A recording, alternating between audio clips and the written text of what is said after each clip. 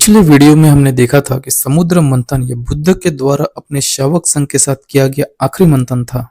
अमृत कलश यह बुद्ध की अस्थियों का कलश था। सतयुग यह बुद्ध का युग था और कुंभ मेला यह बौद्धों का मेला ही था। आज हम कुंभ, कुंभ राशि और कुंभ कर्ण इन शब्दों के आधार पर कुंभ इस शब्द के असली इतिहास को जानने वाले हैं। कुंभ इस शब्द का कुंभ मेले के संदर्भ में सही अर्थ कलश से नहीं बल्कि हाथी से संबंधित था, क्योंकि कुंभ का अर्थ हाथी का मस्तक होता है। मगर प्राचीन बौद्ध धर्म के विकृतीकरण के तहत मध्यकाल में कुंभ का अर्थ कलश बताया गया था, जो कि बौद्ध इतिहास का विकृतीकरण था। और यह बात हम कुंभ राशि के इस प्रतीक से भी समझ सकते हैं, जिस प्रतीक में कलश से कुछ गिराते हुए दिखाया गया है। यह बात तो बिल्कुल स्पष्ट है कि कलश अपने आप उल्टा हवा में नहीं लटक सकता। कलश को इस प्रकार से उल्टा तो इंसानों द्वारा या फिर पशुओं में हाथी द्वारा ही किया जा सकता है। और कुंभ से संबंधित इतिहास में और उस इतिहास को आधार बनाकर लिखी गई पौराणिक कथाओं में इस प्रकार से कलश को उल्टा तो हाथी द्वारा ही किया गया था, जिसका सबूत यह प्राचीन शिल्प और आधुनिक तस्वीरें हैं। और इसलिए ही कुंभ राशि का पूर्ण प्रतीक सिर्फ उल्टा कलश नहीं बल्कि हाथी द्वारा पकड़ा हुआ उल्टा कलश ही था, जिसे मध्यकाल में बौद्ध धर्म के विकृतीकरण के तहत ब्राह्मणों ने अधूरा पेश किया था। कुंभ का अर्थ कलश से नहीं बल्कि हाथी से संबंधित था। यह बात कुंभ राशि के साथ ही कुंभकर्ण इस नाम से भी साबित हो जाती है।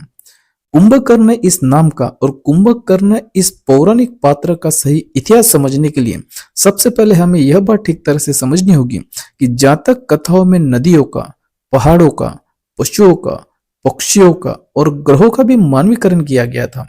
इतना ही नहीं, मानवों का पूर्ण पशुकरण किया गया था, जैसे कि बुद्ध का प्रतीक सिंह, शुद्धोधन का प्रतीक शेष, प्रजापति का प्रतीक कामधेनु, बुद्ध के छोटे भाई नंद का प्रतीक नंदी और बुद्ध की छोटी बहन नंदा का प्रतीक नंदिनी है।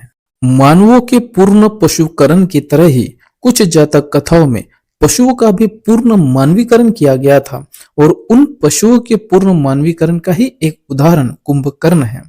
कुंभकर्ण नाम का पात्र रामायण में है और रामायण यह मुख्य रूप से दशरथ जातक कथा और लंकावतार सूत्र इन दो अलग अलग कथाओं को एकत्रित करके लिखी गई थी। साथ ही रामायण इस ग्रंथ को पूर्ण रूप देने के लिए कई सारी अन्य जातक कथाओं को भी इसमें जोड़ा गया था। इन्हीं अन्य जातक कथाओं में एक कथा लोशांग नामक हाथी की भी थी, जिसे रामायण में कुंभकर्ण इस नाम के साथ जोड़ा गया था। और वह कथा इस प्रकार से है कि विराट नगर के राजा सुकीर्ति के पास लोशांग नामक एक हाथी था। राजा ने कई बार युद्धों में इस पर आरूढ़ होकर विजय प्राप्त की थी। एक बार लोशांग पुराने तालाब के कीचड़ में फंस जाता है। राजा सुकीर्ति ने उसे कीचड़ से बाहर निकालने की बहुत कोशिश की, मगर सभी प्रयास असफल रहे। तब एक युक्ति की गई और सैनिकों को युद्ध के पोशाक पहनाकर लोशांग के सामने खड़ा कर दिया गया।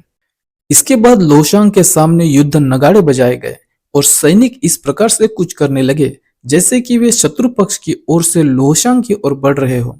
और क्योंकि लोशांग ये युद्ध का हाथी था, इसलिए ही यह सब देखकर उसमें जोश भर आया। लोशांग ने जोर से चिन्हड़ लगाई और सैनिकों पर आक्रमण करने के लिए पूरे जोश के साथ कीचड़ से बाहर निकल आया। बौद्ध इतिहास की इसी लोशांग हाथी की कहानी में फेरबदल करके और लोशांग हाथी का पूर्ण मानवीकरण करके रामायण में कुंभकर्ण इस नाम के साथ जोड़ा गया था। लोशांग हाथी का कीचड़ में फंसे रहने को कुंभकर्ण का 6 महीने सोना लिखा गया और युद्ध नगाड़े बजाने के बाद लोशांग हाथी का कीचड़ से बाहर निकल आने को ही कुंभकर्ण का युद्ध नगाड़े बजाने के बाद नींद से जागना लिखा गया था। कुंभकर्ण यह लोशांग हाथी का ही पूर्ण मानवीकरण है। यह बात कुंभकर्ण इस नाम से भी स्पष्ट हो जाती है, जिसमें कर्ण का अर्थ कान और कुंभ का अर्थ हाथी ही होता है। यानी ही कुंभकर्ण इस नाम का सही अर्थ हाथी जैसे कानों वाला ही होता है। कुंभकर्ण यह हाथी का ही पूर्ण मानवीकरण है, इसलिए ही उसे हाथी जैसे भारी भरकम शरीर वाला, बहुत अधिक खाने वाला, हाथी जैसे कानों वाला बताया गया है। साथ ही पौराणिक वर्णन के आधार पर बनाए गए इस चित्र में कुंभकर्ण की नाक भी हाथी के सूंड जैसी ही दिखाई गई है। रामायण के एक पात्र को कुंभकर्ण कहना, साथ ही उस कुंभकर्ण की नाक हाथी के सूंड जैसे दिखाना, ये दोनों ही बातें साबित करती है कि कुंभकर्ण यह लोशांग हाथी का ही पूर्ण मानवीकरण था। जैसे हाथी को ही नाग, हाथी को ही गज, हाथी को ही हस्ती और फिर हाथी कहा गया था, वैसे ही हाथी को ही कुंभ भी कहा गया था। 12वीं शताब्दी के बाद से बौद्ध धर्म और संस्कृति का विकृतीकरण किया गया था, जिसके तहत शब्द तो बौद्ध धर्म के ही इस्तेमाल किए गए थे, मगर उन शब्दों के अर्थ और इतिहास को बदल दिया गया था। इसी विकृतीकरण के तहत कुंभ इस शब्द के अर्थ और इतिहास को भी बदल दिया गया था। असल में कुंभ का अर्थ हाथी, कुंभ राशि का अर्थ हाथी की राशि, कुंभकर्ण का अर्थ हाथी जैसे कानों वाला और कुंभ मेले का अर्थ हाथियों का मेला ही होता है। और इन हाथियों का भारतीय धर्म और संस्कृति में इतना अनन्य साधारण महत्व इसलिए है क्योंकि हाथी यह बुद्ध के जन्म का प्रतीक है और इसलिए ही कुंभ मेला यह बौद्धों का मेला ही है।